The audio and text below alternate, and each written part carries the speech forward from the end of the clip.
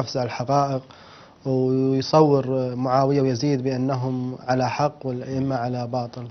فهذا يعني كان يعني أنا من تتبعي لهذا المسلسل يعني ردة فعل خجولة من الشيعة، يعني ما يحبون يدغدغون. حتى في واحد في الكويت واحد يسوي وكيل المراجع يقول احنا اشكالنا على هذا المسلسل ان الممثل ليس يعني ممثل بمسلسل ثاني انه يشرب خمر وهذا، فهذا المسلسل ما يصير تخلون واحد، مع ان المسلسل من اوله لاخره كله كذب في كذا. فيقول ما دوركم في اسقاط هذا المسلسل، او يقول نبي فتوى ضد هذا المسلسل حتى لا احد يطالعه. يعني شوفوا، اترك مسألة الفتوى جانبا، علينا نحن أن نسأل هذا السؤال: لماذا هذا المسلسل؟ ما هو الهدف من ورائه؟ الهدف واضح، هذه محاولة من محاولات الفرقة البكرية لإيقاف المد الشيعي المتنامي، الذي هو على حسب الدراسات الآن إن استمر على هذه الوتيرة فعلى المدى المنظور ربما 20 سنة مو أكثر، التشيع سيجتاح الأمة إنجاز التعبير، وستصبح أكثريتها شيعية. الآن أكو أزمة خطيرة موجودة عند الفرقة البكرية، أنه التشيع صار له صوت علني على الفضائيات، على مواقع الإنترنت، ما كان كالسابق محصور في دوائر وزوايا ضيقة ومحجم ومحاصر. لا، الآن التشيع يصل كل مكان، وموجة تشيع يوم بعد يوم، وآلاف يتشيعون. فعلى هذه الوتيرة هم يفقدون السلطة، يفقدون الأكثرية، لذلك يحاولوا بأي طريقة من الطرق أن يوقفوا هذا المد. جربوا القضايا التهريجية، يعني أسسوا قنوات ووسائل إعلام تهرج ليل نهار، سباب وشتائم ومناظرات مفبركة وتهريجية، أو يجيبون طرف شيعي ضعيف مثلا أو يعمل بتقية مغلوطة فيحرجونه ويصطادوه من مكانات معينة ويظهرون الأمر على أنه مجرد انتصار، ثم بعد ذلك كل ذلك يرتد عليهم، وشافوا أنه هذا ما يؤدي إلى نتيجة. جربوا القوة، ما أدت إلى أي نتيجة. مثلا آخر دولة كانت حقيقة حديدية في مواجهة التشيع كانت مصر، نظام حسني مبارك.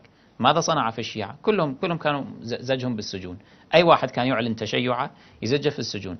الآن لا، الآن الشيعة في مصر بعد سقوط النظام، يعني هذا أيضا لم يفلح. الآن التشيع في مصر يظهر علنا ويتحدث رموزه علنا وبكل صراحة، ويطلع واحد من رموز الشيعة في قناة فدك اللي هو الشيخ حسن شحاتة ويلعن عائشة وعمر بكل صراحة ولا يجري له شيء، لأن الدولة لا تتمكن أن تصنع له شيئا، خلاص انتهى الموضوع يعني.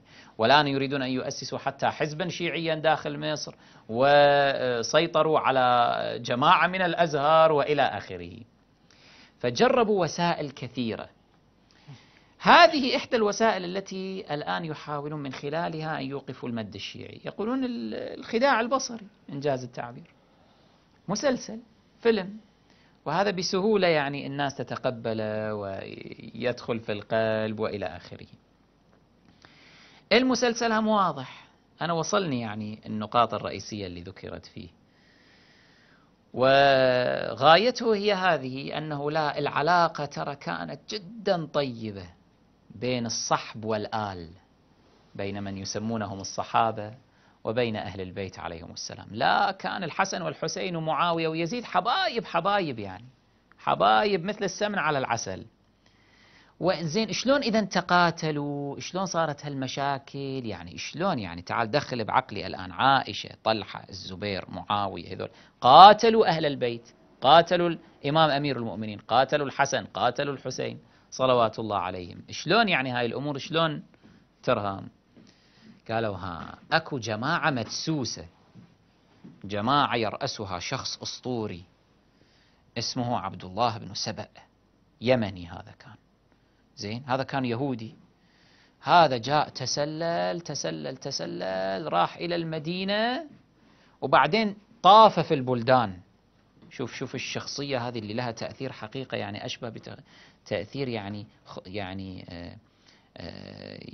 رجل خارق بمعنى الكلمة، خارق، أي سوبرمان، أنه يستطيع هكذا. أنه هذا طلع السبب بالثورة على عثمان، ثورة المسلمين هاي العارمة كل هؤلاء المسلمين من مصر، من العراق، من المدينة، من اليمن، كل هؤلاء من البحرين، كل هؤلاء طلع محرضهم واحد فقط. واحد اللي أصلا غير معروف، يعني شخصية من وراء الستار هكذا مقنع. هذا سبب الثورة على عثمان، هذا سبب معركة الجمل، هذا سبب معركة صفين، هذا سبب معركة الخوارج، هذا سبب معركة المعارك المناوشات التي كانت تقع بين جيش الشام بزعامة معاوية وجيش العراق بزعامة الإمام الحسن عليه السلام. وهذا هم السبب نتيجة وتاليا في مضاعفات الأمر لمعركة كربلاء وشهادة الحسين عليه السلام. طلع القضية كلها يهودية، وهذا اللي أسس التشيع، وهذا اللي جاء يعني عقيدة الإمامة وعقيدة الوصية وإلى آخره. لا شك هو تحريف للتاريخ وقفز على حقائق التاريخ وعملية يعني صنع تاريخ آخر تماما واختزاله في مسلسل. مجموعة من الساقطين والساقطات يجيبوهم حتى يمثلون هذه الأدوار، حتى يوهمون الناس بأنه هذا هو التاريخ، أملا منهم في إيقاف الجهد الشيعي الرافضي الحقيقي المتنامي في هذه الأمة في هذه السنين الأخيرة، والذي يكشف حقائق التاريخ لأبناء الأمة ولا يضللهم ويوقفهم على ما في بطون الكتب. فالقضية هذه هدفها. ولكن صحيح أن الأمر يشكل استفزازا، يعني لا شك الإنسان الشيعي لما الآن يشوف هذا المسلسل يستفز، ينحرق دمه مثل ما الأخ، هذا شيء واضح. ولكن علينا أن ننظر للمسألة في بعدها الآخر وفي محصلتها النهائية. هذا سيكون في فائدة التشيع، والمخالفون أغبياء جدا، أغبياء. الأذكياء منهم فطنوا إلى ذلك، ولذلك وقفوا أمام هذا المسلسل. لا تتصور الآن الأزهر اللي رفع راية ضد هذا المسلسل هو لمجرد ما ادعاه يعني في بيانه الأزهر الأخير أنه إحنا ضد هذا المسلسل لأنه لا يجوز تجسيد شخصيات أهل البيت والصحابة حسب تعبيرهم يعني عندنا فتوى في ذلك. مو هذا هو السبب. لو كان هذا السبب كان هاي المسلسلات الأخيرة اللي طلعت هاي السنوات الأخيرة قعقاع ما قعقاع. هم مثلوا دور الصحابة، شنو يعني؟ مثلوا ولا صدرت فتوى من الأزهر ضد هذا الأمر. لا، لكن الأزهر فيهم عقلاء، والعقلاء هؤلاء يعلمون أنه هذا المسلسل وإن كان يحرف التاريخ، وإن كان يحجب الصور القبيحة في التاريخ، صور عائشة الحقيقية صورها القبيحة ماذا كانت تصنع، صور معاوية القبيحة، صور يزيد، صور طلحة والزبير، صور عثمان، صور هؤلاء الصور القبيحة يحجبونها ويخلون الصور الموضوعة التي يعني تظهر وكأنها صور مشرقة، وثم يضيفون إليها بطبيعتهم يعني الزيادات وما أشبه حتى يخلون الناس تعتقد بهذه الشخصيات. هؤلاء عقلاء الأزهر ومن أشبه الذين وقفوا ضد هذا المسلسل فطنوا إلى أنه هذا بالنتيجة سيثير دفائن العقول وسيجعل الناس يلتفتون إلى تلك الحقبة التاريخية المهمة ويفتشون في الأصول ويبحثون في المراجع، وبالتالي يكتشفون زيف هذا الذي شاهدوه ويتشيعون. هذا من جهة. من جهة ثانية مجرد ظهور المسلسل شنو راح يؤدي؟ يؤدي إلى أنه الأقلام الشيعية والمنابر الشيعية ووسائل الإعلام الشيعية لن تسكت، ستتصدى لهذا المسلسل وتبين عوراته، أنه في هذا الموضع، في هذه الحلقة، في هذا الجزء، في هذا المورد حرفوا التاريخ. شوفوا كذبوا، أنا أطلع لكم، تفضل هذا في هذا المصدر، من وين ماخذ؟ من تاريخ الطبري. شوفوا شلون هذا معدل بتاريخ الطبري، شايل هاي الفقرة مخلي هاي الفقرة، معدل بالكلام، معدل بالأحداث، مغير مبدل. فبالتالي سيعود عليهم الأمر، يعني سيرتد عليهم. هم أغبياء، العقلاء منهم قلة، الأذكياء منهم قلة، ولذلك وقفوا ضد هذا المسلسل كما وقفوا ضد المناظرات. يعني شوف أنت أول ما بدأت هاي المناظرات من قبل 10 سنوات اللي طلعوها بالفضائيات وما أشبه، وتزايدت في هاي السنوات الأخيرة، جماعة من أعلامهم أيضا حرموا ذلك، مع أنهم شرسين ضد التشيع. إذا ترجع للتاريخ وتشوف شنو كانوا يكتبون بالجرايد وما أشبه في ذلك الوقت، كانوا يقولون هذا حرام وما يجوز، مع أنهم نواصب معادين للتشيع.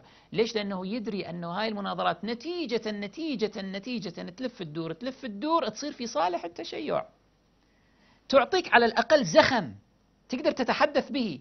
لولا هاي المناظرات ما كان يصير لنا زخم الآن نتحدث، لولا الآن هذا المسلسل ما راح يصير زخم أيضا أنه نحن نتحدث في أمور يثيرها هذا المسلسل.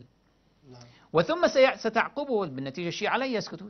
الآن بسبب هذا المسلسل جماعة من الشيعة سيستنفرون أنفسهم، راح يصدرون أو ينتجون مسلسلات أخرى ترد عليه، أفلام أخرى تتناول هذه الحقبة بالذات، ويزداد هامش الحرية عند الشيعة يوم بعد يوم. كل ما المخالفين يصنعون شيئا فيه هجوم على التشيع أو محاولة لإيقاف المد الشيعي، الشيعة في المقابل يتحركون أكثر.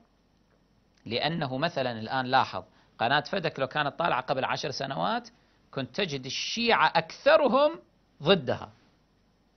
الآن لا، الشيعة تقريبا صاير أكثرهم معها. لماذا؟ ليش؟ يقولون هم الذين بدأوا، يعني قنوات النواصب هي التي بدأت. فصاير الإنسان الشيعي لا بالعكس يدعم ويتبرع لقناة فدك ويدعو لهذا اللسان الإعلامي ويأيد هذا الاتجاه، يقول هم البادئين.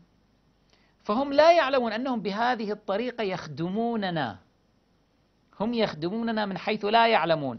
نعم هي مجرد حالة استفزاز عينا مثل تلك المناظرات. أنا قلت منذ البداية هاي القناة هذا الصعلوك اللي هنا المستقلة، لما أول ما بدأت بالمناظرات كنت أقول وأنصح الأخوة، أقول لماذا تضجون؟ على ماذا؟ هو الأمر في صالحنا من حيث لا تشعرون، بس شوية اصبروا. وسبحان الله هم صار هاي النتيجة.